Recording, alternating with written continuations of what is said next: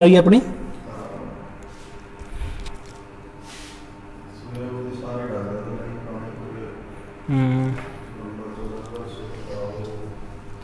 नमस्कार, स्वागत है आपका हमारे YouTube चैनल ओम क्लासेस पुंडरी पर। और आज हम कर रहे हैं कक्षा 9वीं का गणित, और जिसमें हमारा विषय है चैप्टर नंबर 2 बहुपद। बहुपद क्या होते हैं? देखिए, हमने पढ़ा है चर के विषय में। एक चर होता है जैसे x जमा 1, y जमा 2, t जमा 1। इन सब में एक एक चर है। इन समीकरणों में जब बराबर में 0 हो जाएगा तो वो बनेगा समीकरण। इनमें एक एक चर है, इसमें x है, इसमें y है और इसमें t है। और कई बार x जमा y बराबर है 9, u जमा v बराबर है 10, L जमा M बराबर है 0। तो इनमें दो दो चर है, एक x और एक y। अब हम पदों की बात करते हैं। पद जैसे आपके पास x स्क्वायर जमा x माइनस 1 बराबर 0, x की 3 जमा 2x की 2 जमा x जमा 1 बराबर 0। इन दो समीकरणों को अगर आप देखें, तीसरा समीकरण x माइनस 1 बराबर 0 ये ले लो। अब ये कैसा है?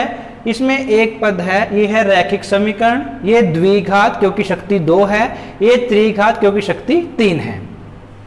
यहां पर हम यही दो बातें करेंगे। जो पद जिसमें एक से ज्यादा पद होंगे उन्हें हम बहुपद कहेंगे। और बहुपद में फिर हमारे पास चर होते हैं, x और y के रूप में चर होते हैं। किसी में एक चर होगा, किसी में एक से ज्यादा चर होंगे। मुख्य रूप से हम एक और दो चर की यहाँ पर 9th कक्षा में बात करेंगे।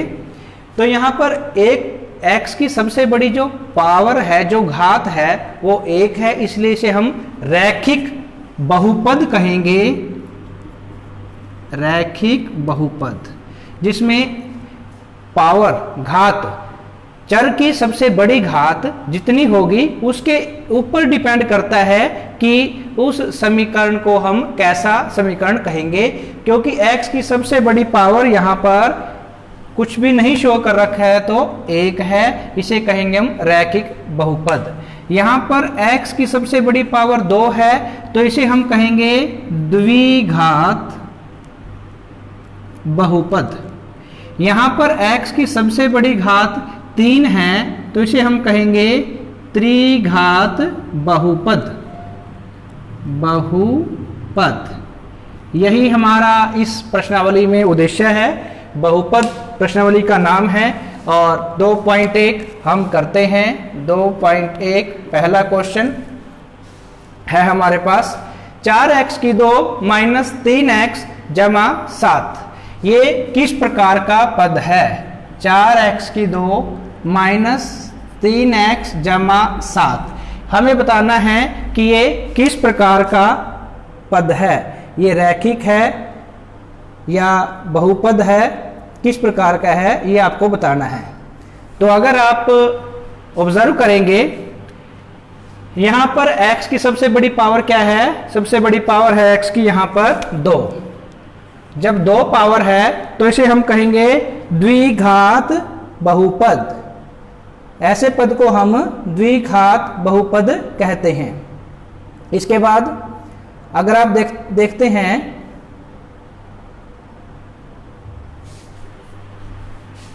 पावर यहां पर है 2 तो द्विघात बहुपद कहेंगे इसे।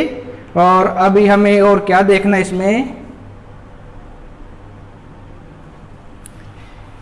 निम्न व्यंजकों में से कौन कौन से एक चर में है। अब चर कितने इसमें? क्योंकि एक ही वेरिएबल है, दोनों जगह x x है, इसलिए एक चर वाला द्विघात बहुपद है।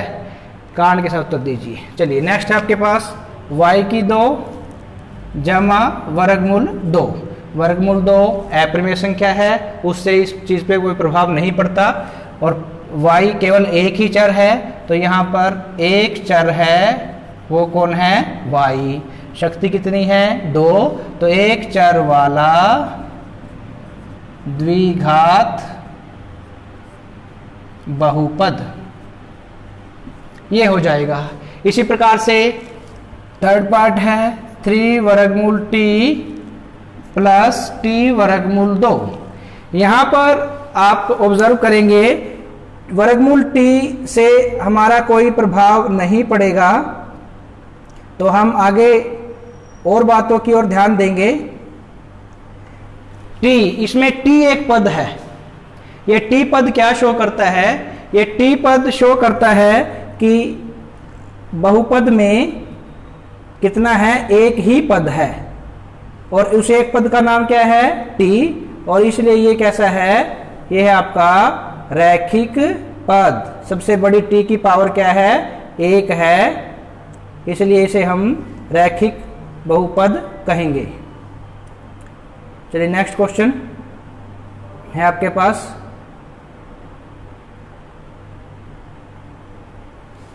नेक्स्ट क्वेश्चन है हमारे पास x की 10 फोर्थ पार्ट है इसका, y जमा 2/y।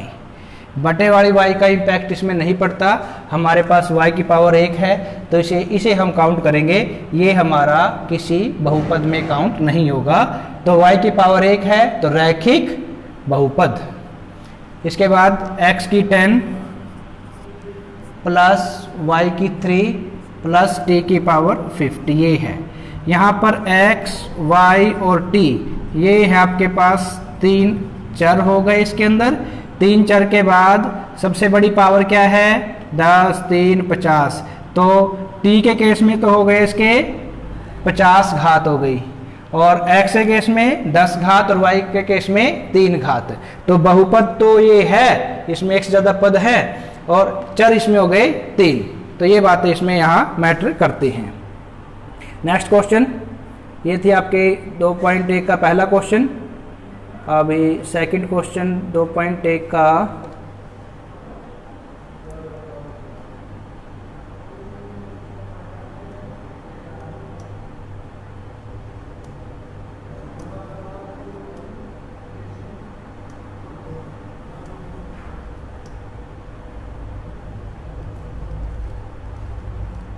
का सेकंड क्वेश्चन है, गुणांक बताने हैं आपको।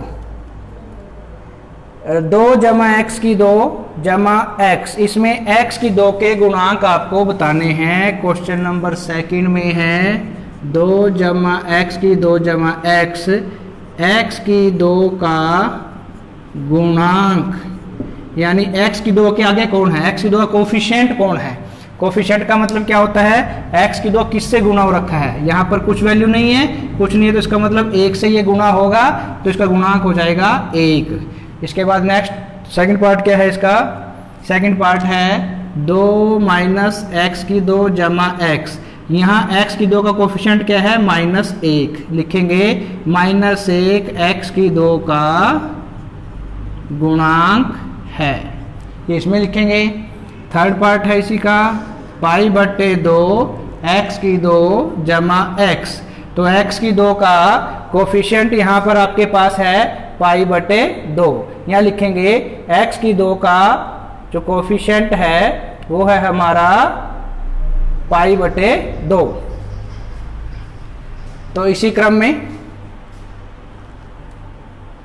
नेक्स्ट पार्ट इसी का करते हैं। ये है आपके पास वर्गमूल 2 x माइनस 1। अभी इसके अंदर x की 2 नहीं है, अर्थात इसको लिख सकते हैं हम 0x की 2 जमा वर्गमूल 2x माइनस 1। क्योंकि x की 2 नहीं है तो 0 से गुणा करेंगे, 0 ही रहेगा। इसको 0 शो करने का मतलब यही है कि 0 x की 2 का गुणांक है, इसलिए वो 0 बन गया। इसका हमारा उद्देश्य यही रहेगा। उसके बाद नेक्स्ट क्वेश्चन है क्वेश्चन नंबर 3, 35 घात के द्विपद का 100 घात के एक पदी के एक एक उदाहरण दीजिए। 35 घात t की शक्ति 35 जमा t की 2 जमा 1 बराबर 0। कुछ और मान लो इसको, बेशक केवल सबसे बड़ी घात आपकी 35 होनी चाहिए, और द्विपद 2 पद उसमें होने चाहिए। एक ये हो गया, इसको ले लो आप z ले लो, 2 पद यहाँ पर हो गए। 35 घात के द्विपद 2 पद आपने दिखा दिए इसको। और कुछ ले लो, a की पावर 35 जमा b जमा 9 बराबर 0। ये है आपके पास स्थिरांक। जो एक होता है कांस्टेंट होता है उसे हम जीरो बहुपदी एक बात इसको नोट करना है, इसका मतलब क्या है, x की पावर 0 होना। कोई भी वेरिएबल है, x की हो या y की हो या t की हो, सबकी पावर 0 का मतलब 1 होता है और इसे हम जीरो बहुपदी कह देते हैं, जीरो बहुपदी या फिर शून्य बहुपदी। इसे हम स्थिरांक, इसके बाद इसका नाम आ गया सीधा स्थिरांक। स्थिरांक ये शब्द भी इसे हम बोलते हैं, ये ध्यान रखना है।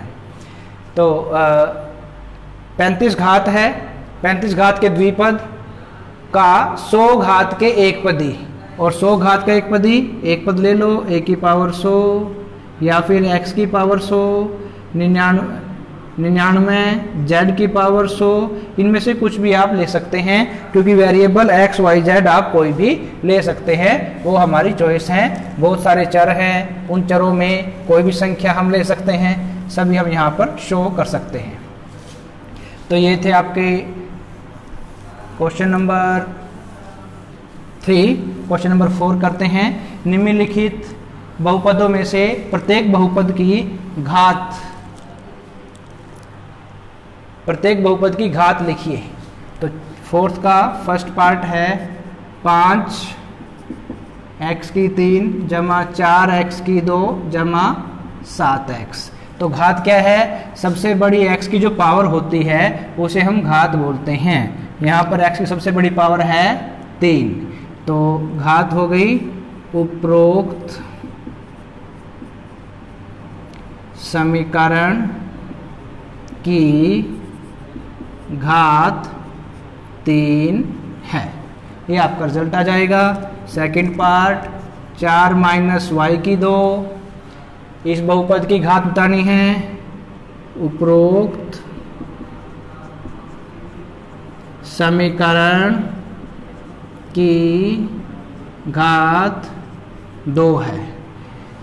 थर्ड पार्ट इसी प्रकार से 5t माइनस वर्गमूल 7, तो t की घात कुछ नहीं है तो 1 होगा, तो इसकी घात बनेगी 1।